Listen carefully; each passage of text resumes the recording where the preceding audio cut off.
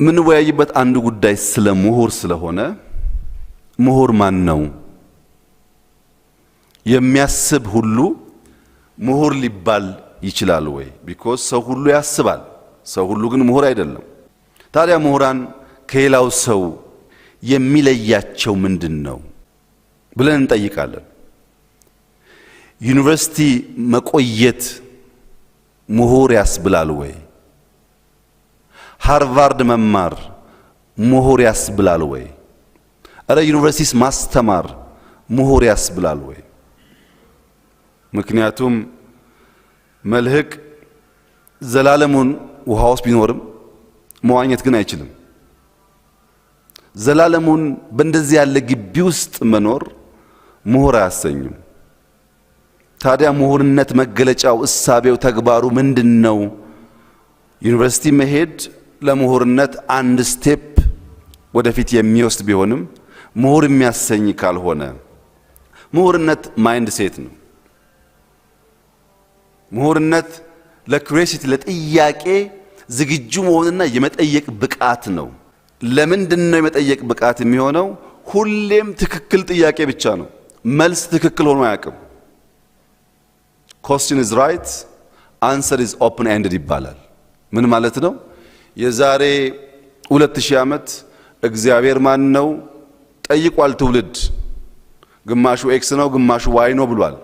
የዛሬ 500 ዓመትም ምናምንም ዛሬም ይጠይቃል። ጥያቄው ይቀጥላል። መልሱ ግን እንደየዘመኑ እንደየሰው ዕውቀት እንደየሰው አረዳድ ይለያያል፣ አንድ አይደለም። ወይም ሎንጂቪቲ የኛ አንሴስተርስ በእድሜ ማጠር ምክንያት ቻሌንጅስ ስለነበሩ እድሜ ማርዘምን እንደ ዋና ጥያቄ አድርገው አንስተዋል። አንዳንዱ ጤና አዳም በውሃ መጠጣት እድሜ ያረዝማል ብሎ መልሷል። ግን ይሄ መልስ ኦፕን ኤንድድ ነው። የለም ተጨምቆ መሶቢላ ጋር ሆኖ መድኃኒት ሆኖ የሚል ሐሳብ በየዘመኑ እንደየእድገት ደረጃችን።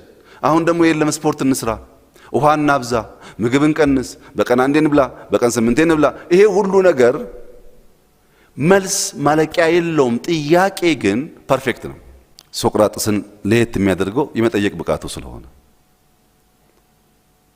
ምሁር በመጠየቅ ብቃቱ ለመጠየቅ ባለው ገት የሚለካበት ዋናው ምክንያት ጥያቄ የሚያስከትለው ነገር አለ። በጥያቄ ውስጥ ከጥያቄ በኋላ willingness to engage with complex ideas ይከተላል። የሚጠይቅ ሰው ኮምፕሌክስ አይዲያን ኢንተርቴን ለማድረግ የተዘጋጀ ነው ማለት ነው።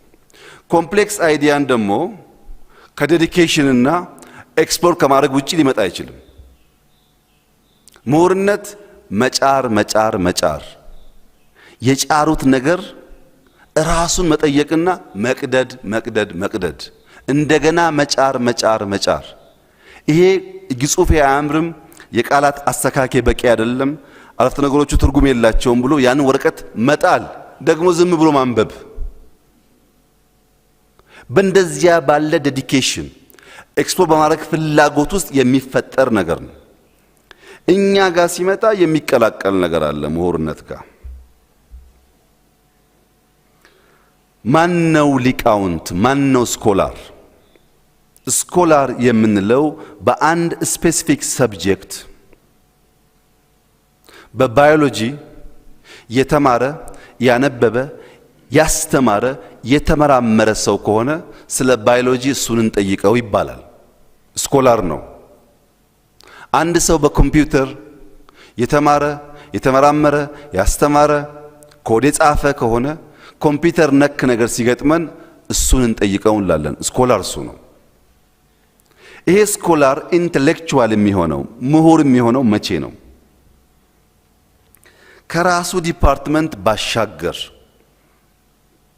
ከባዮሎጂ ባሻገር በፖለቲካል ዲስኮርስ ውስጥ ከፍ ከፍ ባሉ ጥያቄዎች ሰብሰብ ባሉ ማህበረሰብ በተለያየ ዲሲፕሊን ውስጥ ባለፉ ሰዎች ውስጥ ሐሳብ ኢንተርቴን ማድረግ ሲችል የተሰናሰለ ሐሳብ መስጠት፣ ከዚያ የሚመጡ ቻሌንጆችን መቀበል፣ እነሱም ማስተናገድ ሲችል ከዲፓርትመንት ሲወጣ ከአንድ ሰብጀክት ማተር ሲወጣ በማህበረሰብ ሁለንተናዊ ዲስኮርስ ውስጥ ጠብ የምትል ነገር የሚያኖር ሲሆን ያኔ ኢንተሌክቹዋል ይባላል።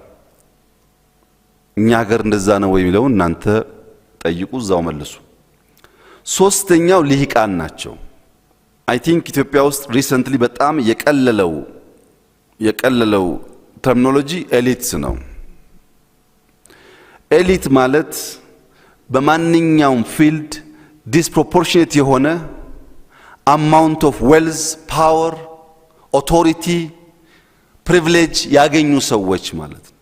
በጣም ጥቂቶች ናቸው። እዚህ ውስጥ ኤሊት በጣም ጥቂት ነው። ኢንቴሌክቹዋልስ ቀጥሎ ሊኖሩ ይችላል። ስኮላርስ ብዙ ሊኖሩ ይችላሉ። ኤሊት በጣም ጥቂቶች ናቸው። ጥቂት የሚያደርጋቸው ምንድን ነው? ፌር ያልሆነ ሼር፣ ላይን ሼር ከዚያ ስፔሲፊክ ኤሪያ የወሰዱ ማለት ነው። ለምሳሌ ኃይሌ ገብረስላሴ የሩጫ ኤሊት ነው። ደራርቱ የሩጫ ኤሊት ናት። ጥሩነሽ የሩጫ ኤሊት ናት። ቀነኒሳ የሩጫ ኤሊት ነው።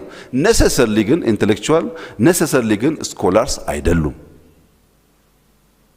ታዲያ ኤሊት ማለት በአንድ ስፔሲፊክ ኤሪያ ቢገር ሼር የወሰዱ ነሰሰርሊ ኢንቴሌክቹዋል ስኮላር ያልሆኑ ብቻ ናቸው ወይ ካላችሁኝ፣ አይደለም። አልፎ አልፎ በጣም አልፎ አልፎ ሰብስበው የሚወስዱ ሰዎች አሉ። ለምሳሌ ፕሮፌሰር ባህሩ ዘውዴን እንውሰድ። ፕሮፌሰር ባህሩ ዘውዴ ኢትዮጵያ ውስጥ 1000 5000 የሚጠጉ ሂስቶሪያን አሉ። ያነበቡ፣ የተማሩ፣ ያስተማሩ ሂስቶሪያን ኢትዮጵያ ውስጥ አሉ። እኚህ ምሁር ሂስትሪ ኦፍ ሞደርን ኢትዮጵያ ብለው ለ140 ዓመት ገደማ ከ1855 እስከ 1991 ገደማ ያለውን የኢትዮጵያ ጉዞ ወደ ኋላ በወፍ በረር ብላይንድ ስፖቶቻችን እንድናይ በከፍተኛ ጥረት አንድ ድልብ ሰነድ አውጥተዋል። ያን ሰነድ ያየ ሰው ከሞላ ጎደል ኢትዮጵያ ምን አይነት ስርዓት እንደነበራት፣ ምን አይነት መንግስታት እንደነበሯት፣ እነማን ምን እንዳደረጉ የተወሰነ ግንዛቤ ያገኛል። እኚሁ ሰው ፓይነርስ ኦፍ ቼንጅ ኢን ኢትዮጵያ ብለው የዩኒቨርሲቲ ኮሌጅ በነበረበት ወይም ከመሰረቱ በፊት ወደ ተለያየ ሀገር በተለያየ መንገድ ሄደው ተምረው ያዩት የተማሩትን ጉዳይ ኢትዮጵያ ውስጥ ለማምጣት ኢትዮጵያ ውስጥ ሪፎርም ለማካሄድ ስለሞከሩ ሰዎች ስለገጠማቸው ቻሌንጅ የካልቸር አይዲያውና ካልቸሩ ያለበት ሾክ የመሳሰሉ ጉዳዮች የሚዳስስ ሰነድ ሰንደዋል። በዛም ሳይወሰኑ the quest for socialist utopia ብለው የተማሪዎች ሙቭመንት ኢትዮጵያ ውስጥ ምን አይነት እንቅስቃሴ እንደነበር አሳይተዋል። ሌላም በርካታ ጉዳዮች በሂስትሪ በመማራቸው በማስተማራቸው ስኮላር ናቸው። ከሂስትሪ ውጭ ጂኦፖለቲክስን ለመዳሰስ በመሞከራቸው ገቨርነንስን በማንሳታቸው ፖለቲካል ዲስኮርስ ውስጥ ሐሳብ መስጠት ባለመፍራታቸው ኢንቴሌክቹዋል ያስብላቸዋል።